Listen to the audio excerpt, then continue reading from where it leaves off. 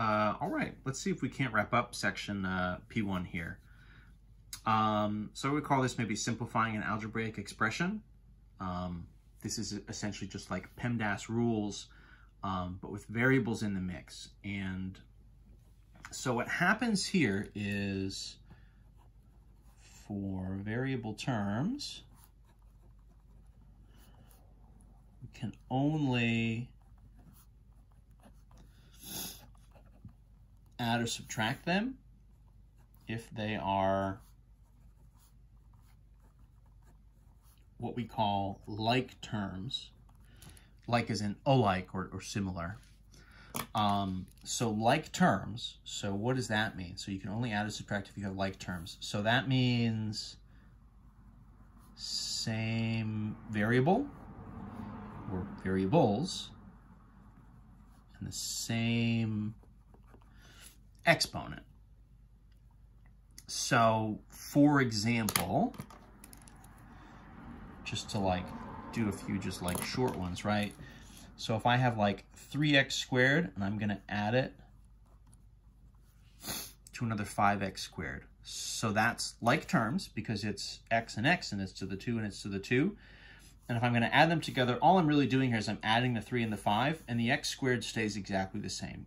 I think of this, you know, essentially, right, like the 3 and the 5 are the amount that you have, and the type of the thing you have is an x squared, right? So I've got 3x squareds, and then over here I've got 5x squareds. So the type of thing I have matches, right? And I can add them together, and I have 3 and 5 would get me 8 total. It's essentially kind of an apples and oranges thing, right? If I have 3 apples and 5 apples, I've got 8 apples. If I've got 3 apples and 5 oranges, I just have 3 apples and 5 oranges, right? If the terms don't match, then I can't add them together. So versus something like 3x squared plus 5x. So those are unlike terms and they won't combine. That just is what it is. So those are unlike terms and it can't really be simplified or combined together. Nothing else will really happen there.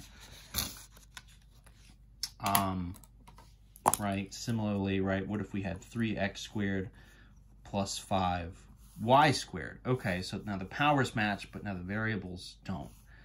So again, same thing, right? It's just going to be 3x squared plus 5y squared. There's nothing to happen there because those are what we would call unlike terms, right? They're sort of not similar terms, right? They're different.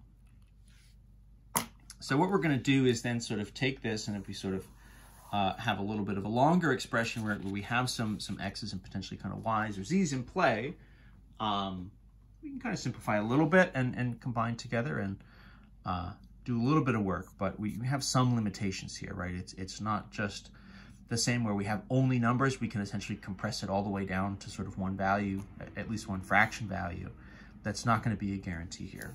So say, for instance, you have something like 5 times x plus 1, right, minus 3x plus 2 times y minus 6 or something, right? So a couple things here. One thing that is going to happen that we didn't say explicitly yet, that's kind of new, is if I have a number out in front, and I've got, in this case, x plus 1 on the inside in my parentheses, normally what we would say is you should add what's in your parentheses first and then multiply. That's not possible here, right? Because the x plus 1, unless I'm sort of given some sort of extra information, I'm given a value for the x, there's not going to be a way to add those two together, right? X plus 1 is just going to be x plus 1 unless I'm given a number here. So how am I supposed to multiply that by 5? And the answer is you're going to do a distribution, right? So the move here is you're going to multiply 5 times x, which is just 5x, plus 5 times 1, well, which would just be 5, right?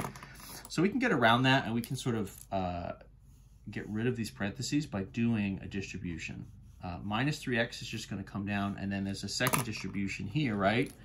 Where now I've got 2 times the y and 2 times the 6, so that'll be plus 2y, and the signs here matter, right? So plus 2 times y plus 2 times negative 6. 2 times negative 6 would be minus 12. So then that's going to be 2y and minus 12. So then you can kind of start to look and see, okay, so I've got x terms here,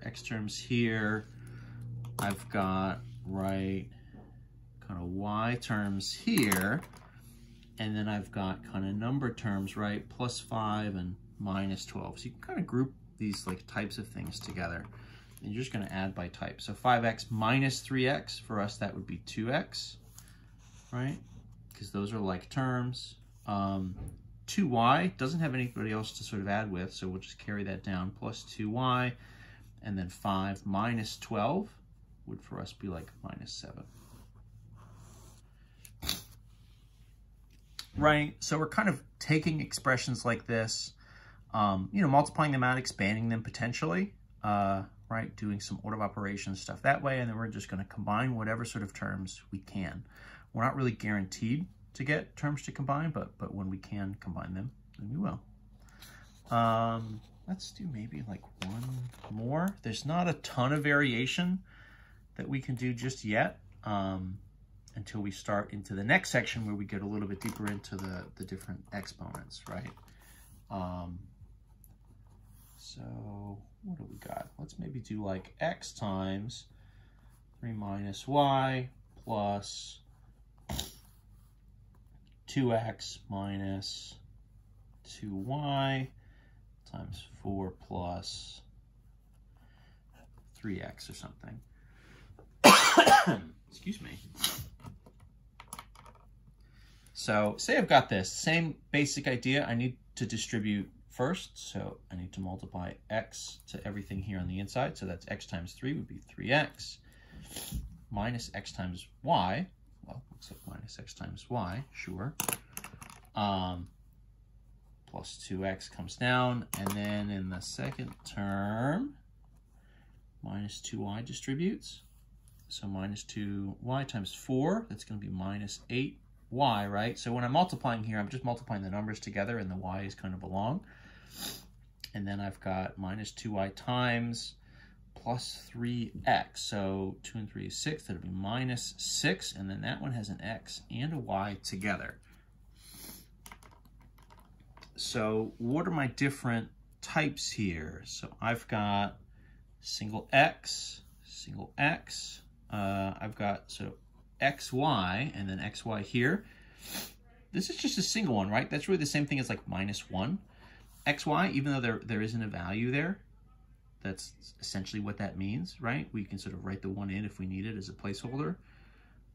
And then what's left? This 8y just doesn't really have anybody to sort of partner with. So if I regroup this, right, this is sort of 3x plus 2x,